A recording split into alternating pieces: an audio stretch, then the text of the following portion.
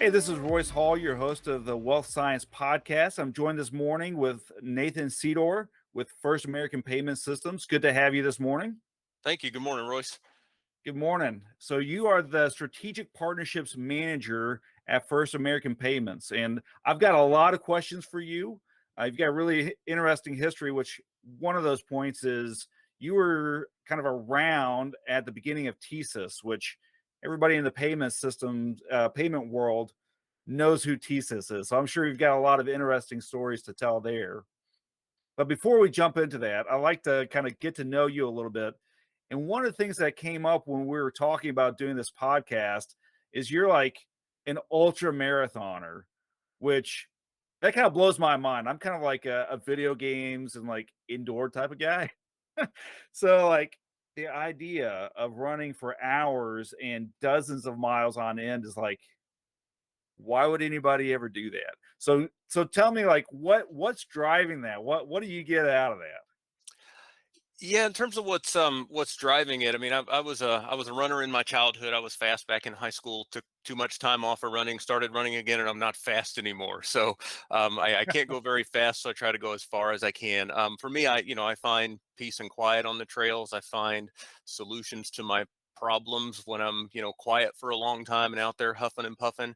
But I would say by and large, what has really surprised me is I think people kind of put this glow on it, that it frankly isn't as hard as it sounds. It's really, I think the average bear could probably put together a 10K, and if you can run a 10K, I think you can run a marathon, and I think if you can run a marathon, you can run as far as you want. It really isn't about, to me, physical prowess. It's about mental capability, and it's about the science of hydration and calories, right? So once you've put the time on feet to be able to go to a certain point, I think you'll find that as long as you can feed yourself and hydrate yourself and keep your mind in the game, I don't really quite know how far I can go or how far anybody can go at this point. So that's been just kind of a really interesting adventure to me. Yeah. So what's the furthest you've gone?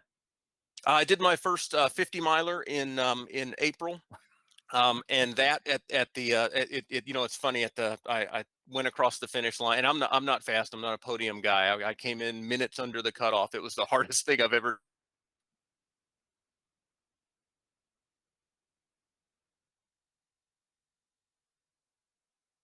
Are you there with us, Nathan? Oh, Royce, was I breaking Yeah, up we on you broke there? up a little bit. Yeah, Yeah. sorry. No, I was talking about So finishing the so fit. yeah, hit Yeah, that again. So you're not a podium guy. You came in yeah. minutes under the cutoff. Yeah, not a podium guy. Came in minutes under the cutoff. Almost no time to spare. Laid down on my back and thought to myself, that is probably the farthest I will ever go. Um, and then I recovered within a couple of days and signed up for another one. Right. So, it really is what I guess is most phenomenal to me, and why I go back to repeat it. It's a really interesting experience to start a day in the best shape of your life, and to finish that day in the worst shape of your life physically. It really is eye-opening, and I don't want to get too mystical Wow. about it, but when you strip all that away, you really kind of get to know yourself on the trail in a way that I don't think most people do in their average day. Wow. Yeah, that's amazing. I can't imagine that. I think the most I've ever done. You'll probably laugh at this. I did a 5K, but it was like the Tough Mudder. Are you familiar with that one? Oh No, no, yeah, it's yeah, not. the obstacle It was courses. Yeah. Rugged Maniac. It was kind of Uh-huh. like Tough Mudder, but shorter. Yeah. Yep. And that was over at Paoli Peaks in Indiana, which, you know, doing a 5K like on a mountain is like, okay, I did not expect that, and I did not train very well. So it was a fun day, but man, that was a hard day. Yeah, the obstacle and vertical can really get you. I mean, and you're out here where I am, this Jefferson Memorial Forest. There's places you can get north of 200 vertical feet per mile, and it's there's some points out there where it's not quite running anymore, right? Yeah, just surviving. I think that's kind of how I felt at a certain point. I'm like, just survive. There's, Right. lemonade at the end of this race here. There you go. Awesome. Well, one of the things that we like to talk about on the Wealth Science podcast, we're kind of investigating the future of the wealth industries and the payments and financials industries. And I think that you can probably give us a pretty unique perspective in that one, you've been in the space for a long time, and you've been around the start of like thesis, which is, again, like everybody knows thesis. Everybody has to work with thesis at a certain point, I think. So you've been around with thesis, so you've probably been able to see quite a bit of growth and change.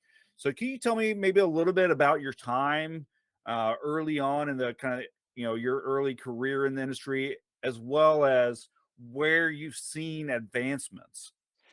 Yeah, it's been a really interesting, going back 23 years. I started in this business in 1999, and I do enjoy telling people my first experience in payments. Not at the beginning of TSYS, but back in the Vital Processing days. Right, Vital Processing was a joint venture between TSYS and Visa. Right, Vital, in order to sort of, in their mind, combat the super alliances and JVs that First Data had, right? So they were going to be the processor that didn't compete for your business, all about customer service and product and capabilities and reliability and all those things. So I actually became a temporary customer service agent in the call center, and that was my first exposure to payments. My first two raises in this business were because Vital raised the base pay. So I spent 18 months working in the call center environment. And I was, going to school. I was going to be a high school track coach when I grew up. And I just became invested in this business. It was super interesting to me. So I worked my way through operations. And probably since about 2000, 2001, I've been in some form of relationship management, whether it's carrying a bag and being a sales guy, or being an account manager, growing, share of wallet from existing customers, all the way to, managing teams of 75 people at multiple, sort of companies within a company at TSYS. So a lot of fun. But if you go back to what payments is, right, this was not too long after Vital sort of invented online transaction processing, right? They were the first, I think, to transact over SSL, right, in the mid 90s, probably sometime, if my history doesn't fail me. So we were, knuckle busters and dial terminals. And for anybody in payments that's gone back a ways, my first terminal I learned was the Zon Junior XL, right, which is a dinosaur. All the way to right out, we talked about I'm a runner. I carry a watch that I just hit a button on, and I can, pay for things at the, get a water at the gas station as I'm going down the road. I don't have Yeah. to carry anything else on me. So, I'm sure we'll talk about this, but the electronics payments industry is moving in the exact same direction as all industries, right? It's razor focused on improving the consumer experience, with an eye to sort of convenience. Yeah. So I can kind of see your passion kind of coming out, like you're getting excited about this. Tell me, like, you said that you got in the industry 23 years ago, and that you just got excited about it. I think people think about like credit card payments, like, okay, you swipe the thing and numbers are crunched. Like, what's exciting there? Like, Yeah, I think to me the number of exciting humans right in this, what I would call invisible industry, because if you're not in payment processing, you don't know anything about payment processing, right? I tell you I work in payment processing, and all you might know at a cocktail party is, you've got a credit card in your wallet, and maybe you don't like the company that gave you the credit card, and that's what we talk about, right? yeah, But sure. the number, especially at a thesis meeting where we were a third party processor, right? So the idea that you've got agents, referral partners, ISOs, and ISVs, et cetera, all bringing merchants to your transaction network. I'm not an entrepreneur myself, but I have a lot of admiration for entrepreneurs. And I have met hundreds of them, right? I talk to dozens of them every day, people who have eked out a market vertical and a product where they're really shining, and it's their baby. They built it. It feeds their family and their friends, and really helping those people grow. Right. I talk about relationship management, where I've always, whether it was TSYS or Bank of America or now First American Payment Systems, the value that these sort of processors and super ISOs and third party processors can bring to these entrepreneur businesses who are really, in a silent way, right, controlling the flow of funds in consumerism, right, in North America. It's really cool. Yeah, that's a great point. I know that I have similar conversations where I'm discussing, the payments industry, and it's just like, did you know that every time you swipe your card, like lots and lots of people get a tiny little, payment out of that, and it's those people that are enabling you to make money and process money, and we're kind of in a similar situation as CRM Science in that, we're on the back end. You mentioned relationship management. We're doing Salesforce, CRM work. So it's like, each of those people, you can look at it as a data point, but really, everybody in that system, that's a relationship. That's somebody who's trying to change an industry, who's trying to provide for their family. They're trying to better themselves, or the people around them.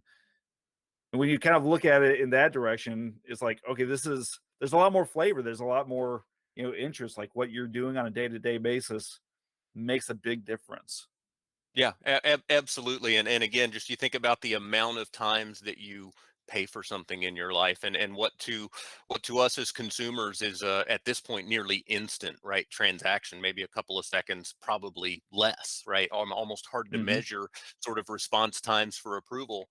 Um, the sheer amount of technology, the sheer amount of endpoints between you and how that money is taken from you and given to the merchant, and how you get the bill and pay, just the again, the sheer volume of human relationships inside to us what is now just a tap or a showing your phone to a device, right? It's crazy. Yeah. So let's kind of dive into that a little bit. Like what advancements do you see coming to the industry?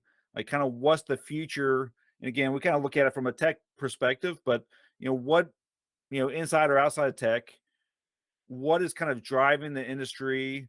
What are things that excite you or maybe have disappointed you? Yeah, I think from my perspective, what is exciting, right? I think ultimately, the whether it's a payment processor or an ISO, you've got to be focused not just on the merchant, but on the end consumer, right? The consumer wants to pay with a card in their wallet. They want to pay with their phone or their watch or whatever. The merchant has to be able to transact in the way the consumer prefers, or the consumer will go somewhere else, right? And usually that's based on convenience. Can you take the card that is in my wallet or on my phone? Can I use my phone to pay? Can I access your website and pay through there, et cetera, et cetera? So you got to be really sort of razor focused on the functionality that a consumer needs in order to service that merchant. The the other piece though is there are hundreds of us trying to service that merchant, right? That laundromat or that restaurant. There are hundreds of us competing for that specific, physical or online Yeah, business. sure. And how do you differentiate amongst the ocean of competitors? And where I'm seeing, and it's not, super forward thinking. It has been what has been happening for, I would say, at least 5 years, probably going back much longer. But you see this, it started as a vertical focus, right? It was in the beginning, there were the major processors and the major ISOs that went after everybody, right? I'm just going to feed on the street. I've got terminals in the car, and I'm going to stop at every business in my local zip code and do payments processing for them. And then you saw, ultimately some of the most successful ISOs said, well, I'm going to specialize in hospitality, or I'm going to specialize in restaurant, or I'm going to specialize in government type transactions or utilities, things like that.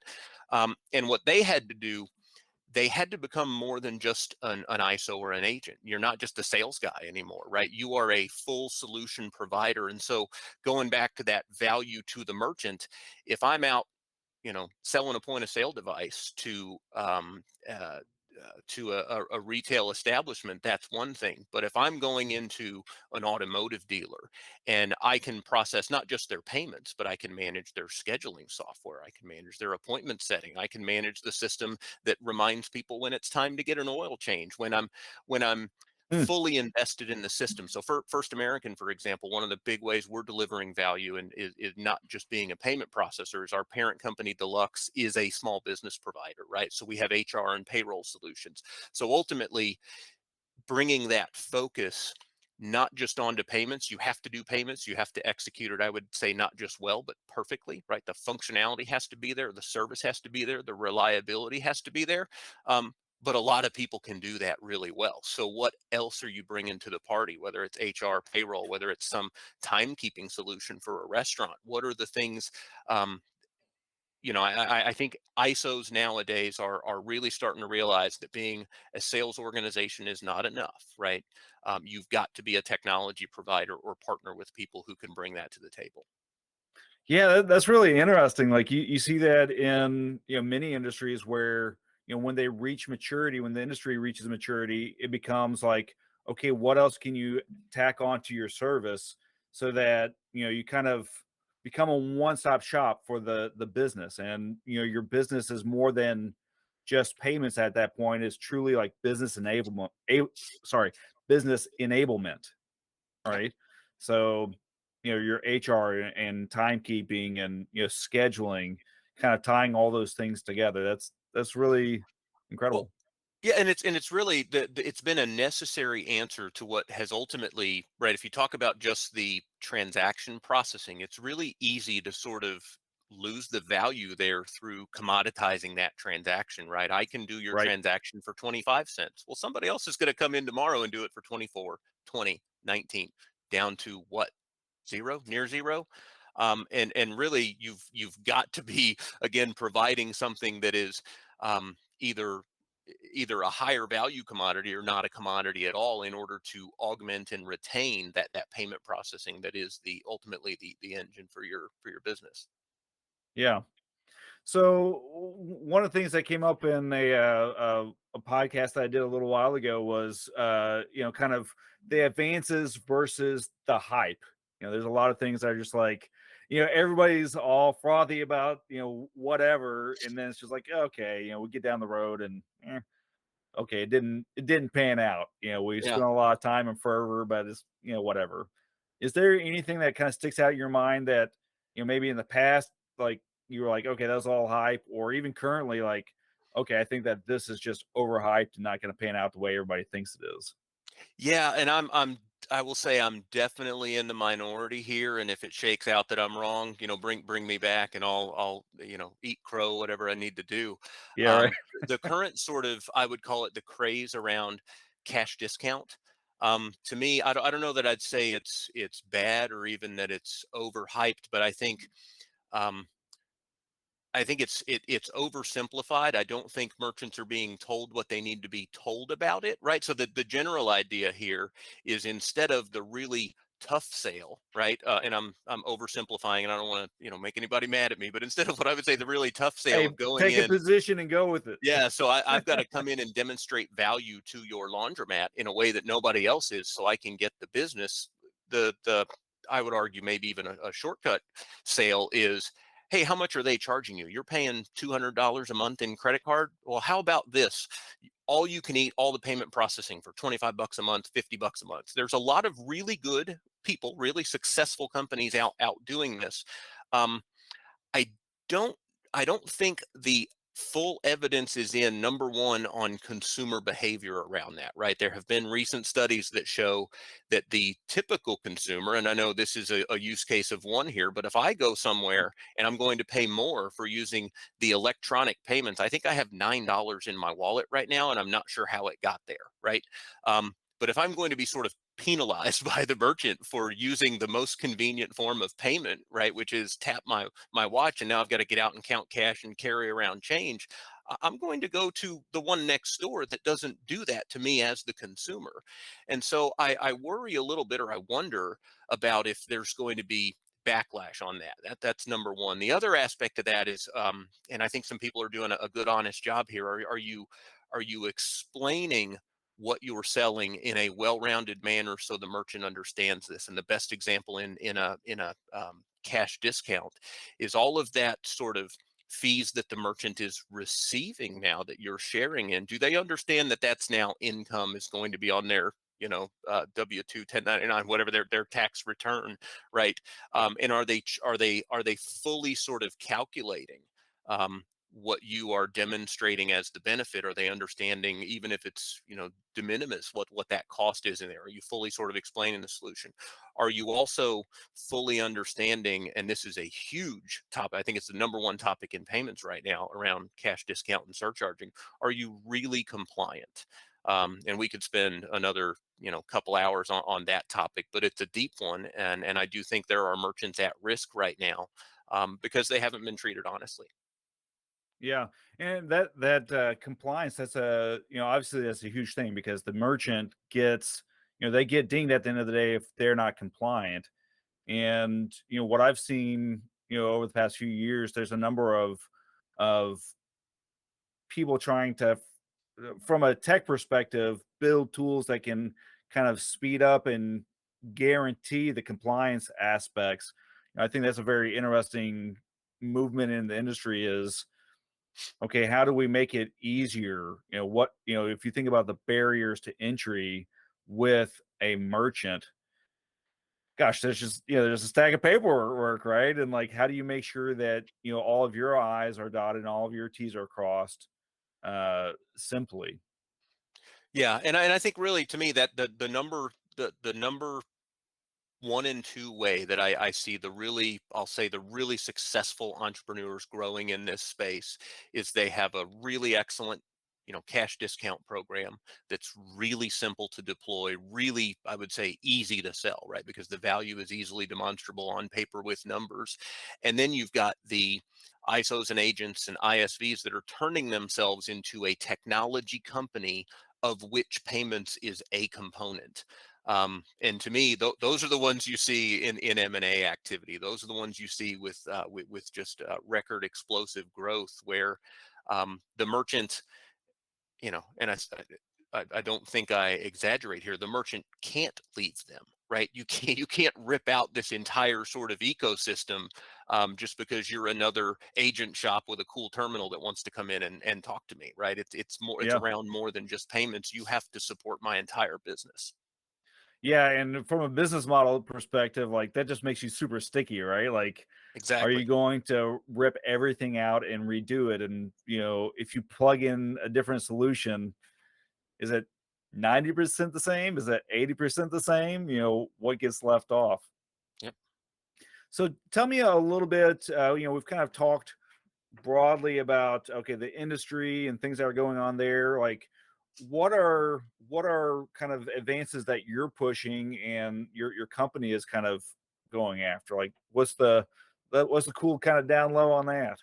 Yeah, I think it's really around, again, I've always been laser focused on supporting that payments entrepreneur, that ISO or that agent, and providing them technology solutions. I think it's not enough anymore to be reliable and always up.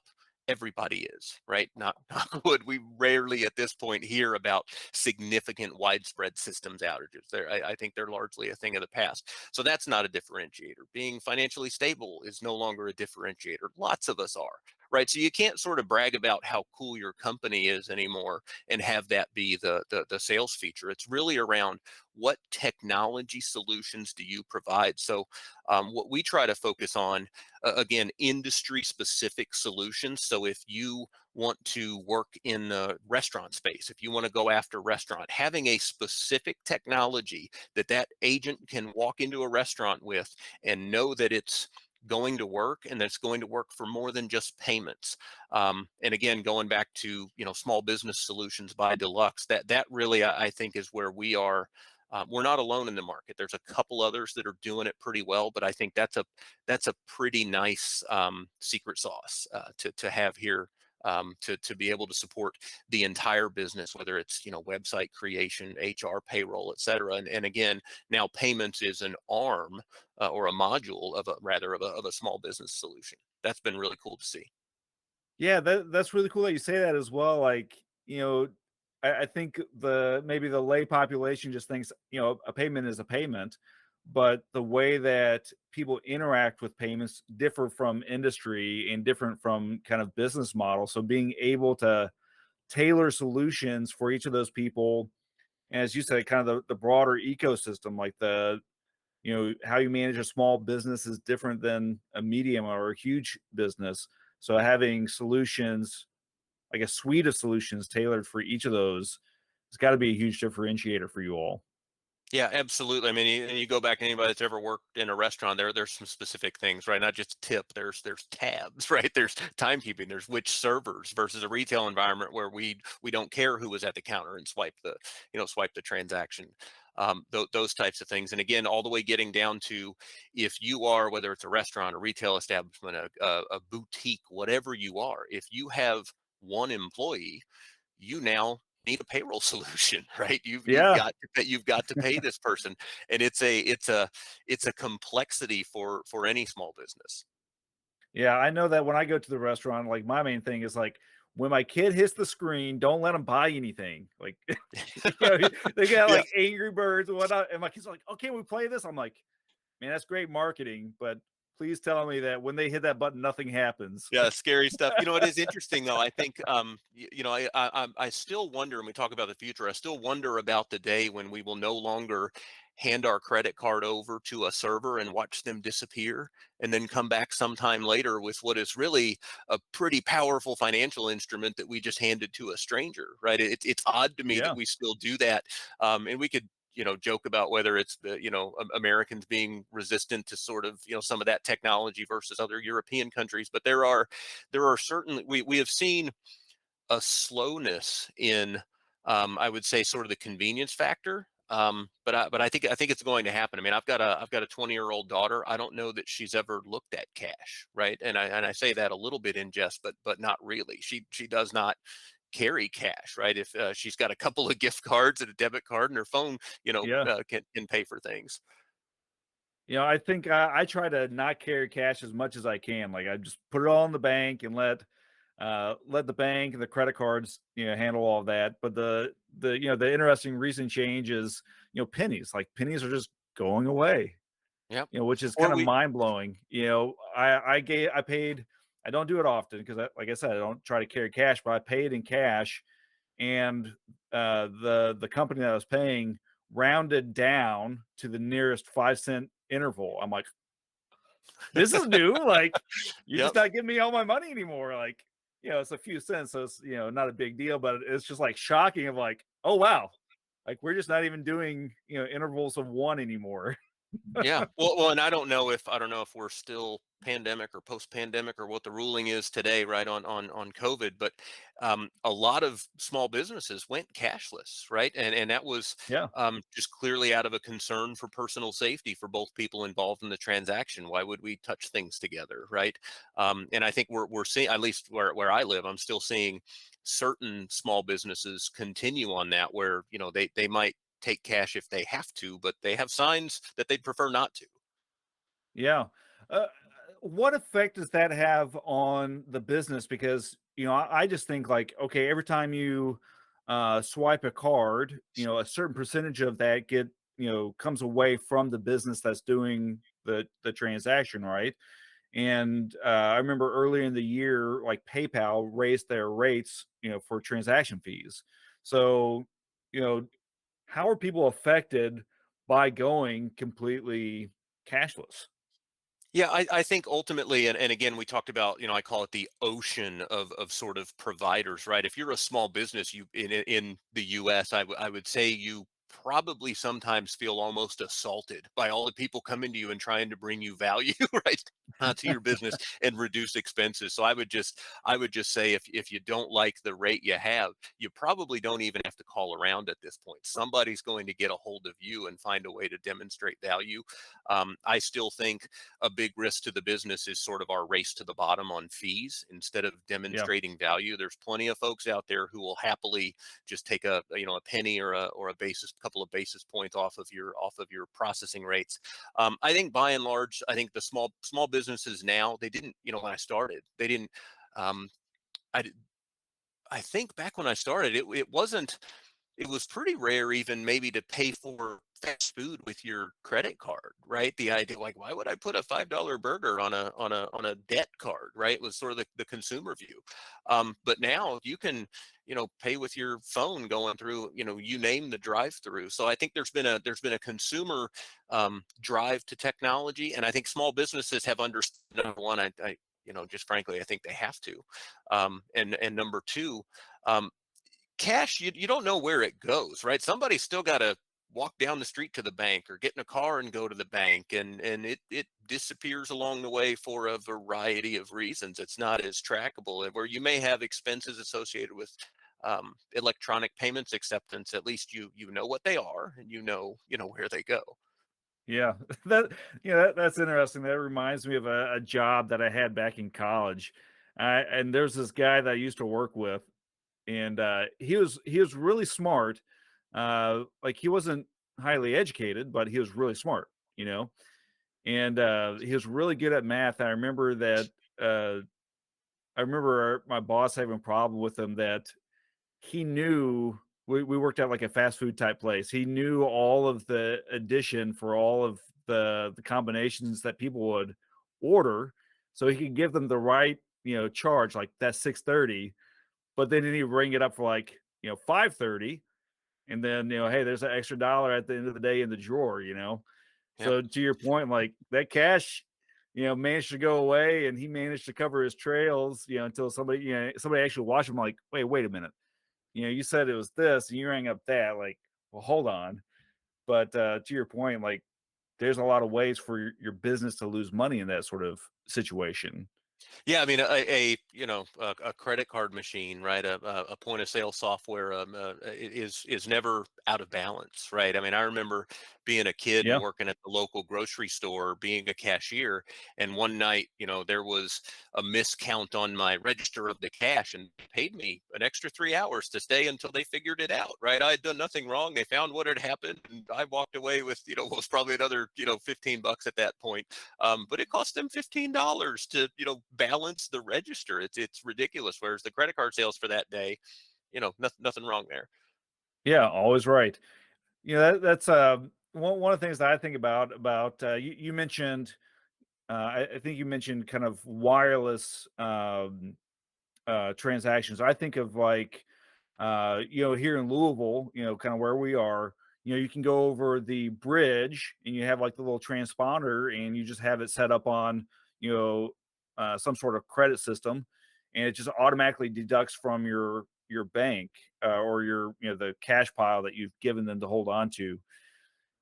I wonder if there's, we've kind of seen a couple of people play around with that with like grocery stores, where it's like, the attendant free grocery store. You just walk in and Yes. walk out, and it tracks your payment.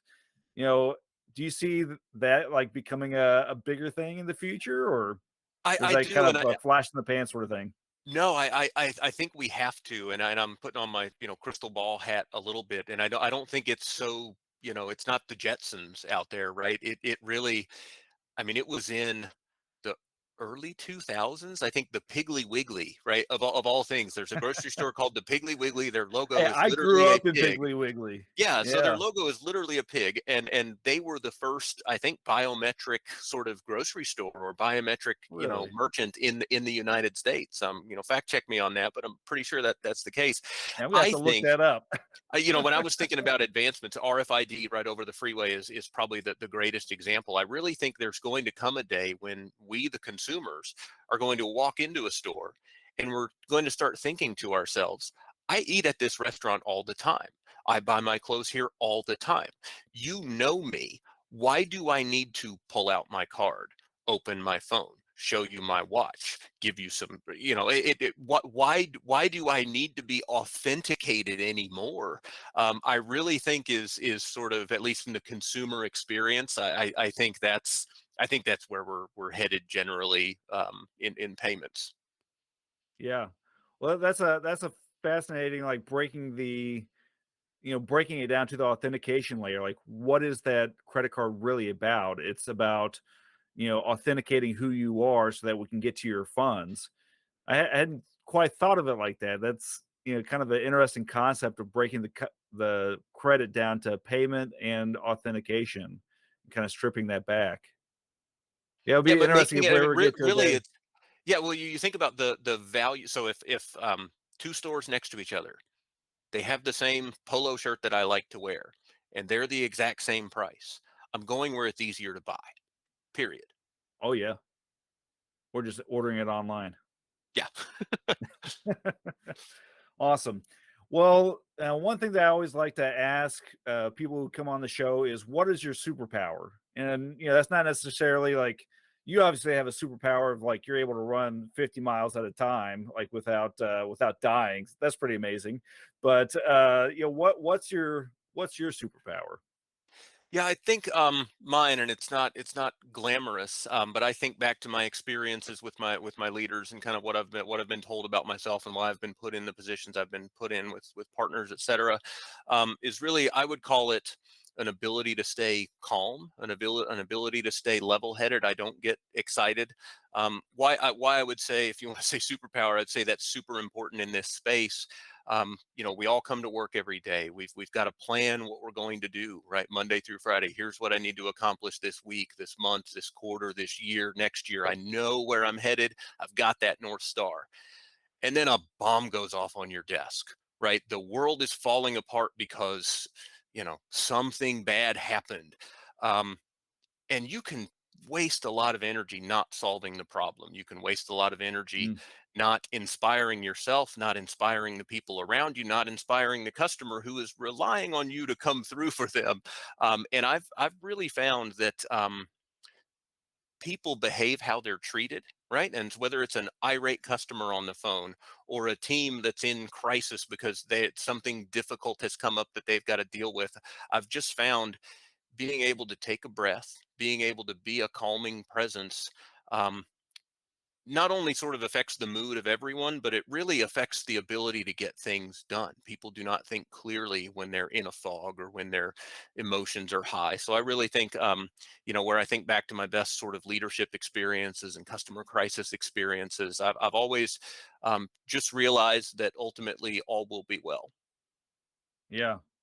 That's powerful. I think of times when, I was kind of in that fog and like, emotionally distraught, and everything just you just execute everything so much slower.